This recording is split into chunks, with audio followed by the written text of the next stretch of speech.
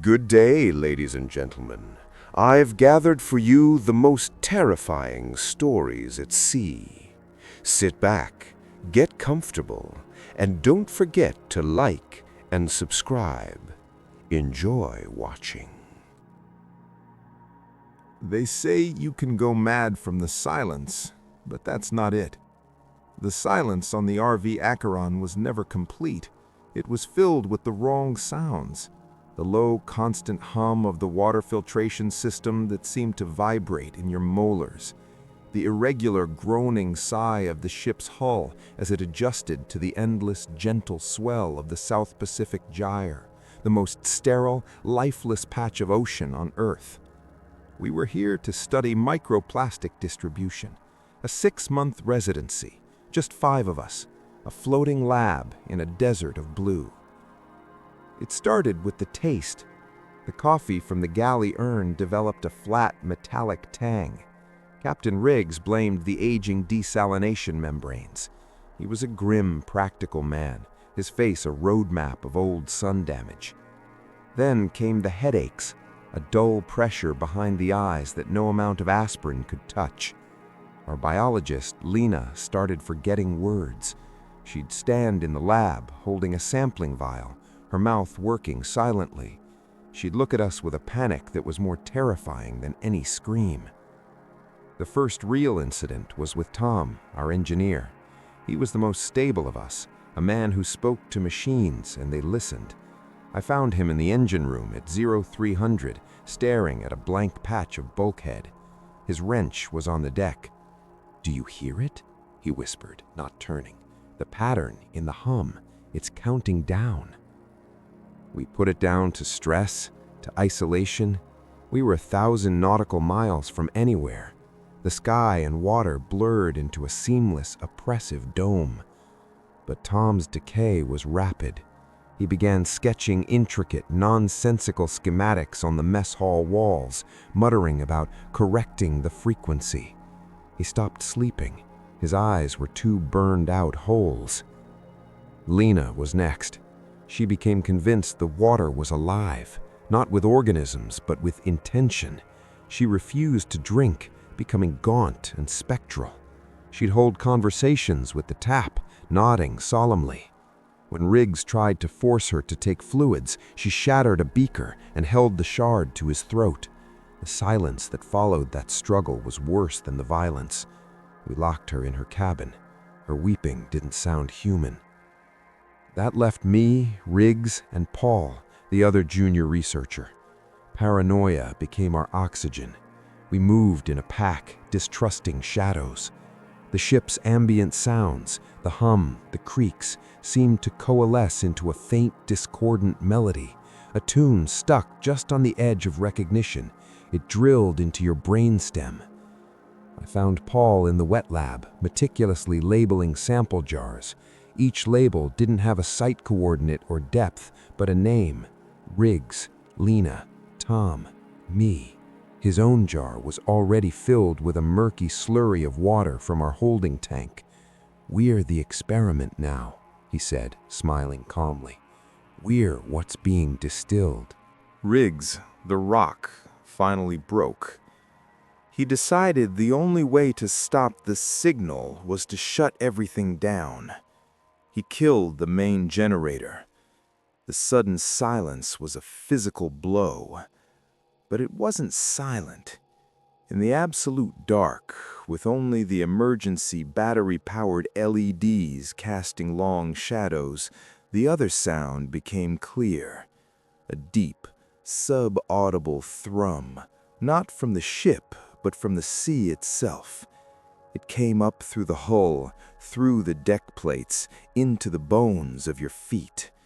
It was the sound of profound oceanic indifference, and it carried a pressure that made my sanity fray like old rope. I fought Riggs in the pitch-black corridor. It wasn't a fight of anger, but a frantic, silent terror. He was trying to get to the life raft davits. I don't know what I was trying to do. I remember the feel of his greasy coveralls, his hot, sour breath, and the sickening, soft impact as he fell against a railing and went still. Now I am alone. I have power again. I had to. The silence with that thrum was worse. I've dragged all the bodies to the cold storage locker, there with the core samples. It's neater. The hum of the system is my company. It speaks to me. It's explaining things. I've been reviewing the mission parameters, the private funding, the specific coordinates, the unmarked barrels we took aboard at the last port. The water quality study was always a lie. They were testing something else, a resonant frequency, a psychological weapon, perhaps. Or maybe just seeing what happens to the human mind when you strip away all stimulus and inject a slow sonic poison into its water supply. The log will show a tragedy, a crew succumbing to shared psychosis, a murder-suicide pact in the void. They'll find the ship drifting, me gone. They'll be half right. I understand now. The hum isn't the enemy. It's a teacher. It's scrubbing my mind clean, boiling away the confusion, the fear, the messy humanity. Tom was right. There is a countdown. I can hear it perfectly. It's not to an end. It's to a beginning, a still point. I sit at the comms array. I haven't transmitted a mayday. Instead, I'm broadcasting the hum, the pure tone on a loop across all maritime frequencies. I'm turning the Acheron into a lighthouse, a beacon of perfect, rational silence for anyone else lost in the noise. Soon, I will join the others in the cold locker. It's the logical conclusion. But first, I will drink deeply from the galley tap. The water is clear now. It tastes like clarity. It tastes like peace. On the MS Elysian, we deal in secrets. My official title is Chief Steward. My real function is a silent wiper of spills, a discreet arranger of inconveniences. The guests on this aging but elegant liner, the last of a dying breed of proper, circumspect wealth, pay a premium for the illusion of flawless serenity. Tonight, the illusion has a crack. It's the Vanderlind party, old Dutch money, shipping magnates. The patriarch, Hendrik, is a lion in winter. His new wife, Ilara, is a gleaming, sharp-toothed panther half his age. The tension between them over pre-dinner cocktails was a sub-audible hum, like ice cracking on a deep lake. Their assistant, a man named Kale, with the eyes of a security consultant and the hands of a strangler, watched everything without seeming to. The incident happened after the black tie gala. A young deckhand, Piotr, cheerful and hopelessly naive, was on late-night cleaning duty. He came to me, white as the ship's wake, babbling in a mixture of broken English and Polish. He'd been polishing the brass on the promenade deck when he heard a raised voice from the Vanderlins' veranda suite, a woman's voice, sharp with fear. Then a thud, a terrible, final quiet. He'd peeked through a gap in the curtains. He wouldn't tell me what he saw. He just kept shaking his head, tears in his eyes, whispering, "Ni to co powinienem zobaczyć," not what I should have seen. I followed protocol. I took Piotr to my office, gave him a stiff brandy, and told him to stay put. I went to the bridge and informed the captain. Captain Vorstenbosch, a company man through and through, listened with a face of granite. "You saw nothing yourself, Mr. Alden?" "No, sir." "The boy is likely drunk or imaginative. The Vanderlins are spirited, a marital disagreement. We will not harass our most valued guests over a noise." I knew that tone. It was the sound of a lid being sealed. But the lid wouldn't hold. At 0400, the ship's doctor, a weary man named Shaw, was summoned to the Vanderlyn suite for a severe migraine. He returned to the infirmary alone, his kit unopened. He poured 2 fingers of gin, his hand trembling. "The wife," he muttered to me, having seen me loitering. "She's in a bad way, not a migraine, a trauma, and she's terrified of him." He nodded toward the unseen suite. "But she won't say a word, just stares like a hunted thing." The next day, Ilara Vanderlyn appeared on deck, draped in silk and oversized sunglasses. She moved with a careful, fragile precision. Henrik was all solicitous charm, his hand on her arm, a vice disguised as support. Cale shadowed them, his gaze sweeping the other passengers, assessing threats. Pyotr was missing from his morning duties. His cabin was empty, his bed unslept in. A cold knot formed in my gut. I began a quiet, official search, but the ship is a city. People vanish into its arteries. The unraveling was slow and quiet, as all the best horrors are. A maid found a single diamond earring in a corridor grate, not far from the Vanderlyn suite. It was distinctive, a teardrop shape Ilara had worn the night before. The corridor's CCTV for that time block had a technical glitch, a 3-minute gap of static. I checked the logs myself. The override code used was one only senior officers possess. Then the whispers started. Among the crew first, then seeping into the passenger gossip like a stain. A falling out, an accident. A young crewman asking too many questions, being paid off and sent home from the next port. I knew that wasn't true. Pyotr loved this job. It was his ticket out of Gdansk. He'd shown me a photo of his mother, his face proud. I confronted Cale in a storage corridor near the engine room. It was a stupid, desperate move. He didn't deny anything.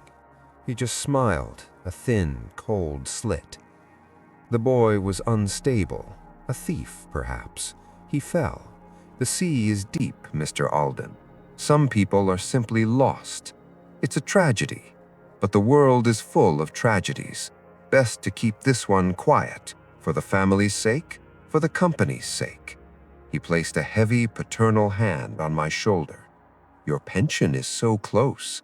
Think of your lovely cottage in Cornwall. That was the threat, polished and delivered. I was now part of the mechanism, a cog in the cover-up. The final act was a masquerade ball, a riot of feathers and glitter. Henrik and Ilara made a grand entrance, a portrait of reconciled elegance. I was serving champagne.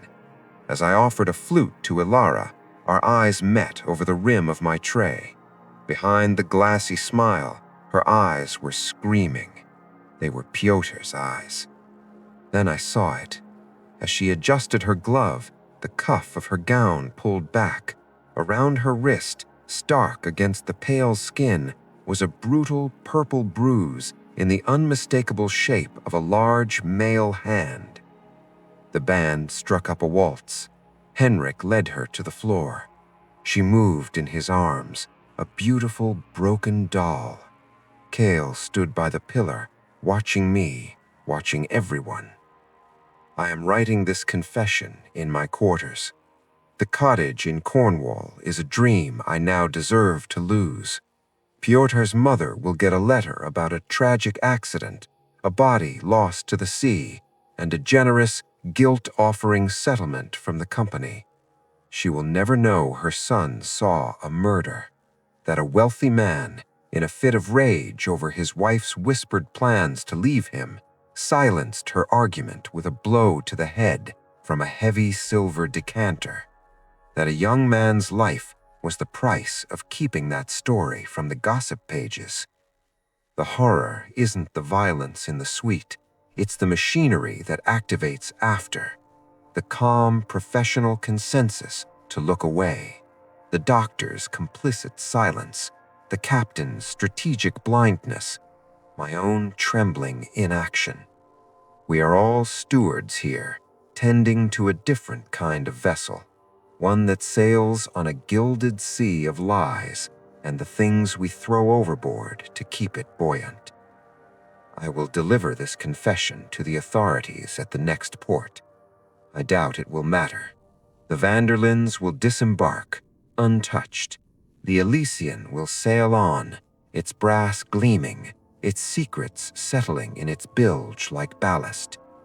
And I will look at my reflection in the polished silver, serving the next course, and see a man who held a tray while a boy was fed to the sea. The Pacific Argosy isn't a ship, it's a floating spreadsheet. A 200,000-ton container vessel, a steel cathedral of global trade, run by a skeleton crew of 23. I'm the second officer. My religion is the ECDIS chart, my gospel the weather facts, and my God has just gone silent. It began with the satellites. First, the internet vanished, a minor annoyance. Then the GPS signals flickered and died. We were a blind giant in the North Pacific in late autumn. The backup systems, LORAN, even celestial navigation, were corrupted by a cascading software failure that our Indian tech officer, Ravi, couldn't isolate. It's like a cancer in the code, he said, sweat beading on his forehead. It's deleting itself. Then the storm found us. Not a gradual build, but a predatory leap from the horizon. The barometric pressure dropped like a stone. The sea, a flat gray plate an hour before, became a heaving chaos of black mountains. The Argosy groaned, a deep, resonant protest from her keel.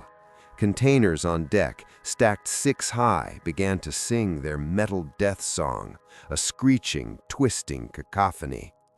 The horror wasn't panic, it was procedure. Captain Mirov, a slab of Ukrainian stoicism, stayed on the bridge, his hands gripping the rail as the windows buckled under waves like concrete walls. The engine, our one beating heart, was being pushed past its red line.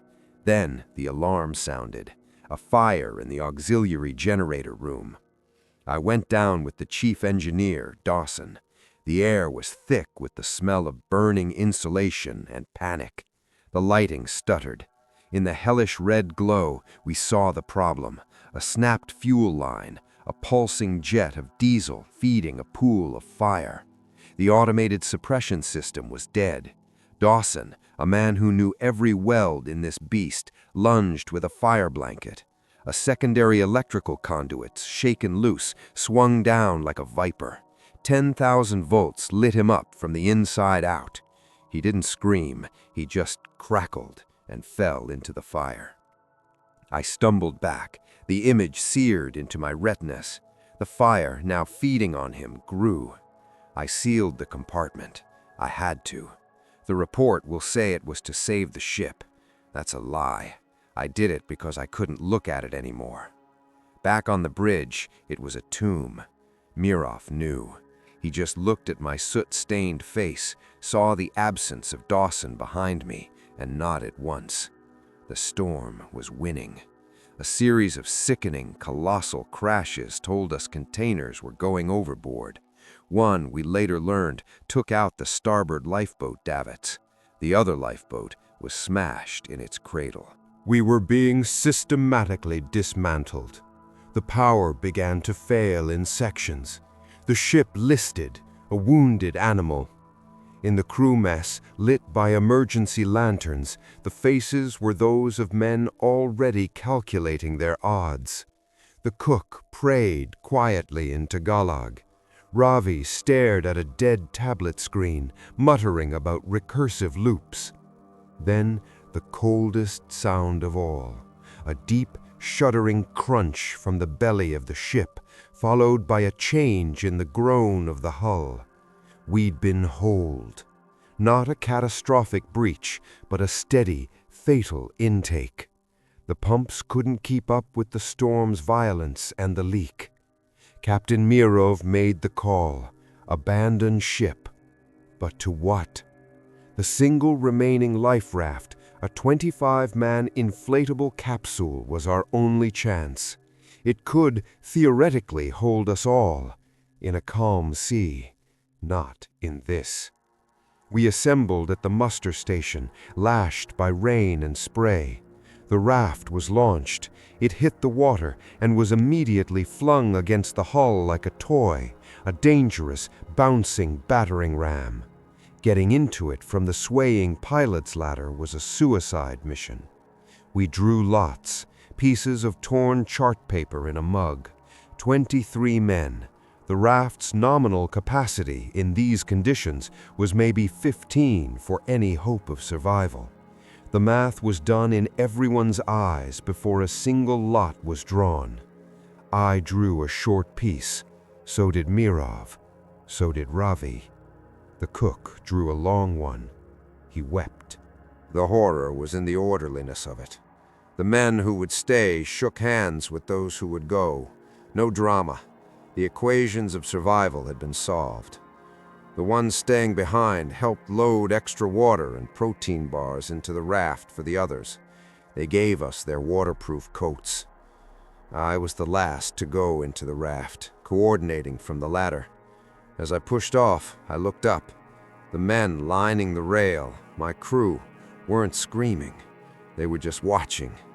Their faces were pale ovals in the darkness. The Pacific Argosy, her lights dead, her back broken, wallowed in the trough of a wave. She looked already like a ghost. We rode the storm for 8 hours, a speck in the fury. We lost 2 men to the cold. Their bodies slipped quietly into the sea. We were rescued by a Korean car carrier 2 days later.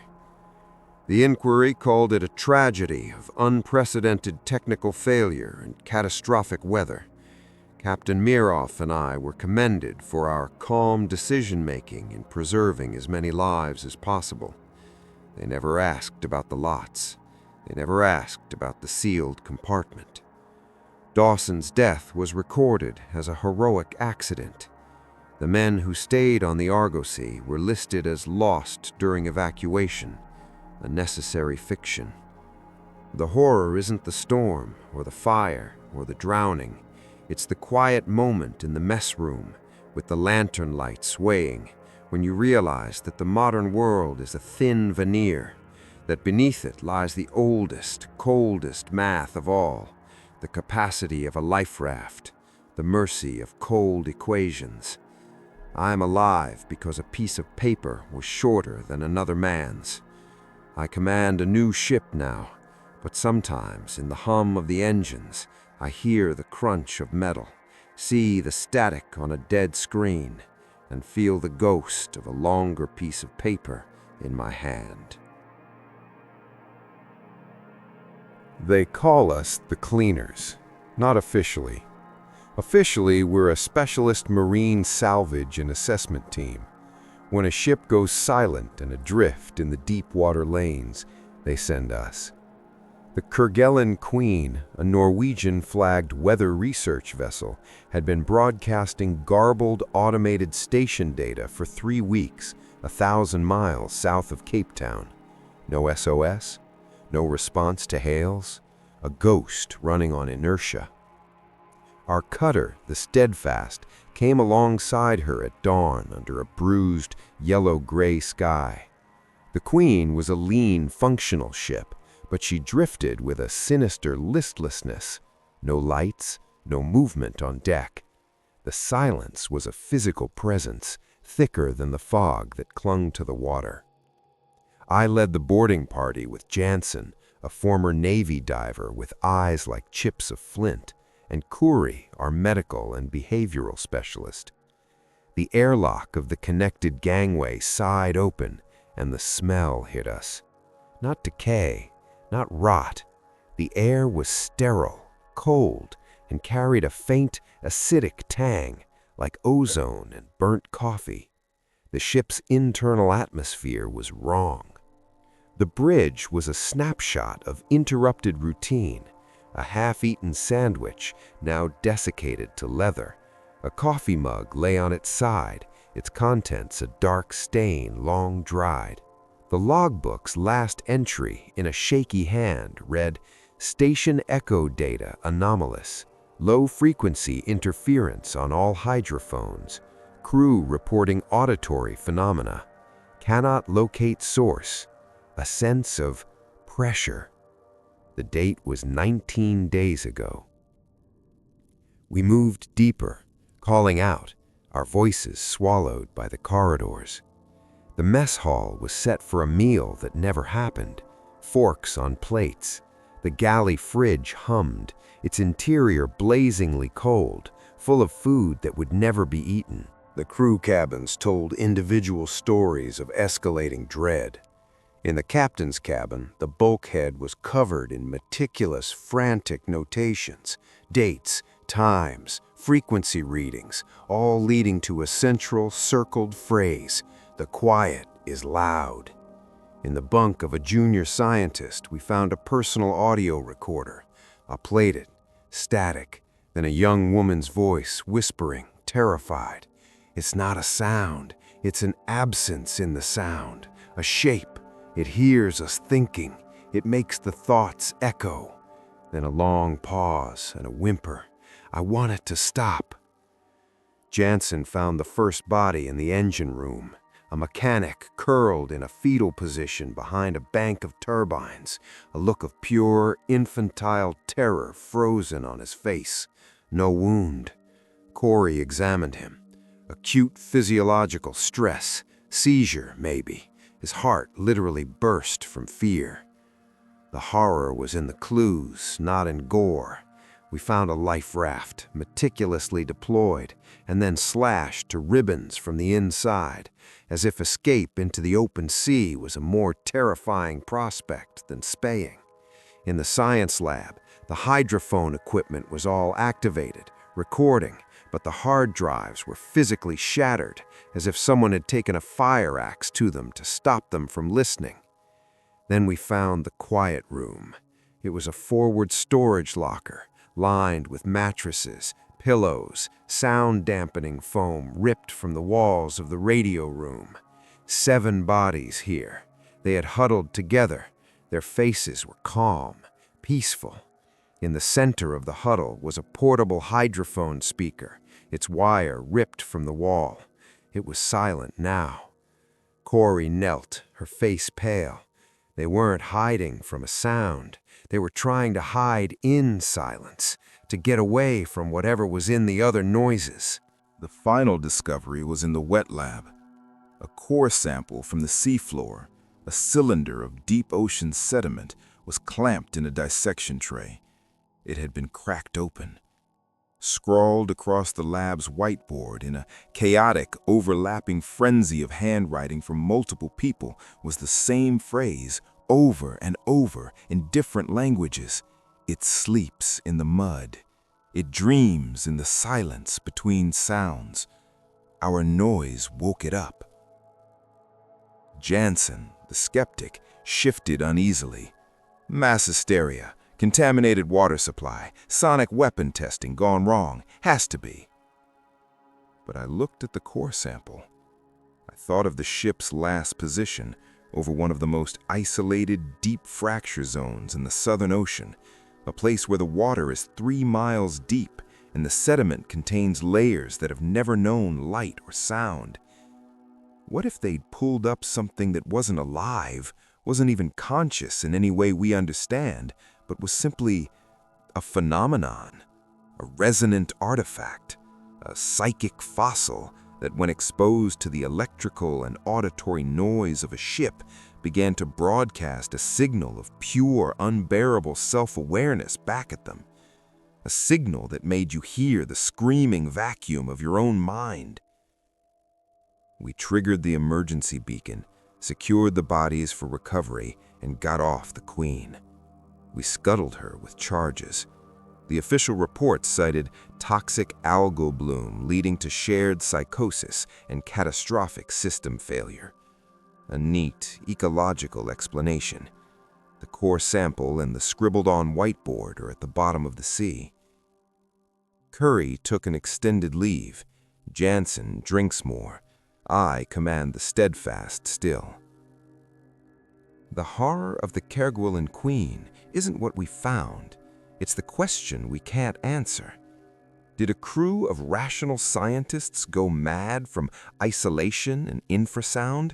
Or did they, in their listening, accidentally hear something so alien to human experience that madness was the only possible reaction?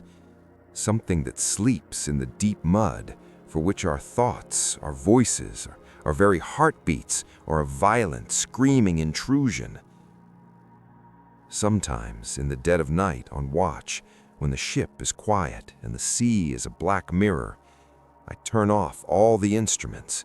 I sit in the absolute silence, and I wait with a dread that is almost reverence to hear if the quiet gets loud. The Boreas is a supertanker, a floating city of crude oil, a mile from stem to stern. Her inside's a catacomb of steel caverns, narrow passageways, and suffocating heat. I'm a pump man. My world is the shudder of pipelines and the smell of hydrocarbons. It's a world of known pressures, known dangers. Until today. It began with a theft.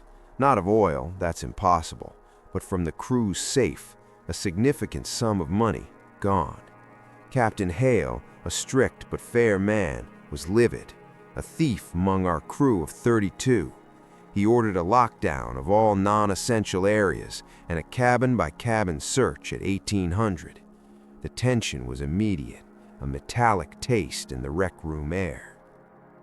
I was in the starboard pump room, 5 decks down in the ship's belly, doing my pre-evening checks. The space is a cathedral of noise and heat, thrumming machinery, hissing valves, the endless sloshing echo of the cargo far below. I was about to leave when I heard it, the scrape of a boot on the grated catwalk above me, not part of the rhythm. I looked up, saw nothing but the maze of pipes and shadows. "Jensen," I called. My partner was supposed to be in the engine room. No answer. The lights flickered, a normal occurrence on the Boreas, but in that moment of dimness, I saw a figure, not on the catwalk, but down in the service alley between 2 giant pump assemblies.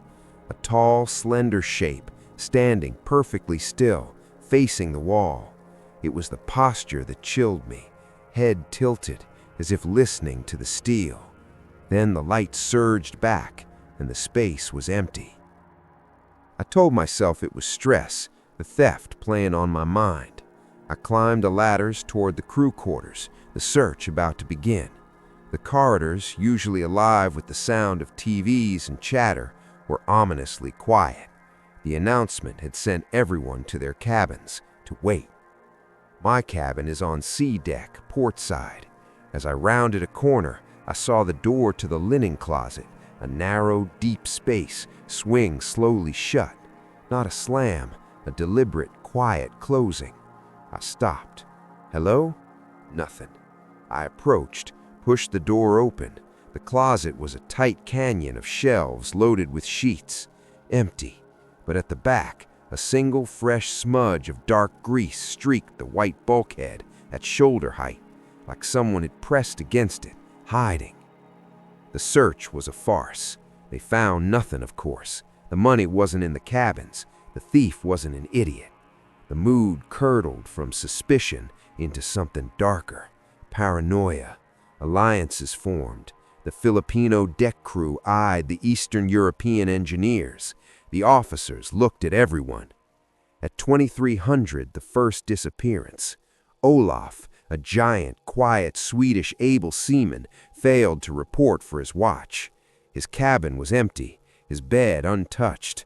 A search party found his cap near the stern, but nothing else. The assumption, guilt. He'd stolen the money, panicked, and jumped. But Olaf? He was the most content man on board. He talked about his family's farm, showed us pictures of his newborn. A jumper doesn't leave his favorite cap neatly placed. Then the noises started, not in the engine spaces, but in the living spaces. At night, a faint rhythmic tapping inside the ventilation ducts, a scratching at cabin doors that would stop the moment you threw them open, whispers in empty corridors that weren't quite words, just sibilant breath. I became convinced the thief wasn't after money. He was after something else, control or sanity.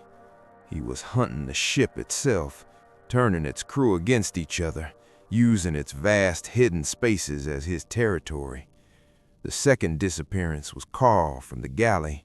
We found a trail of spilled flour leading from the pantry to a watertight door marked restricted, void space. These are the sealed, empty chambers between the hulls, never entered. The door was slightly ajar. The space beyond was a pitch-black vertical shaft, smelling of stale air and rust. The flour trail ended at the edge. We shone lots down. Nothing, just darkness swallowing the beam. That's when I knew we weren't looking for a thief. We were being hunted by a thing that knew the ship better than we did. A stowaway who'd been here for weeks, maybe months, or a crewman who had snapped and dissolved into the ship's architecture. I armed myself with a heavy wrench from my toolkit. I stopped sleeping in my cabin. I moved using the service tunnels, the cargo access ways, becoming a ghost like him. The hunter became the hunted, and I felt a terrifying kinship with my quarry. I understood the ship's secret map now, the shortcuts, the echo chambers, the blind spots. I found his nest, deep in the forward ballast control room, a disused space off the main panel, a sleeping bag from stores, stolen food packets, a small trove of personal items, a photo of a woman from Jensen's locker, a harmonica belonging to Olaf, Carl's favorite knife, trophies, and the missing money untouched in its envelope. It was never about the money. I lay in wait for 8 hours in the stifling dark, surrounded by the groans of the hull. He came just before dawn. I heard the almost silent sigh at a door, saw his silhouette against the dim emergency light of the corridor, tall, slender, moving with a weary, predatory grace. He went to his nest, his back to me. I stepped out, wrench raised. Why? My voice was a dry croak. He didn't startle. He turned slowly. It was the third mate, Davies, a man I'd shared meals with, talked football with. His eyes were sunken, dark but terribly calm. "They were too loud," he whispered, his voice ragged from disuse. "Their laughter, their radios, their thoughts. I could hear them all, vibrating in the metal. The ship, she sings a true song, a clean song of stress and strain. They were static. I had to tune them out." He didn't lunge. He just looked at me with a pitying sadness. "You hear it too now, don't you? The tension, like a bowstring.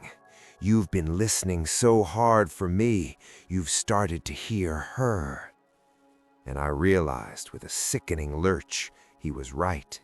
The paranoia, the hyper-awareness of every creak and moan, it had attuned me. I could hear the immense aching strain of the hull, the harmonic of the oil sloshing in its belly, a pure, terrifying symphony of pressure. He saw my understanding. He smiled, a ghastly thing. "Now you can't go back to the noise either." A shout echoed down the corridor, Jensen and others searching. Jensen's head snapped toward the sound, a flicker of annoyance. In that second, I moved, not to strike him, to slam the heavy, watertight door shut. I spun the locking wheel, sealed him in his cathedral of silence. I told them I found the nest, but that he'd escaped again. They're still searching. Davies is in a prison of his own making, and I am the warden. I carry the key.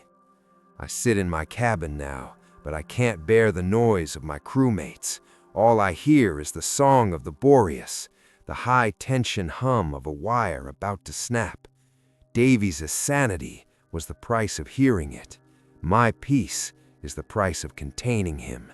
The hunter and the hunted have become the same thing. Two men listening to a ship drive them silently, perfectly mad. We dock in Rotterdam in 2 days. They will find Davies, emaciated and serene. They will call it a breakdown.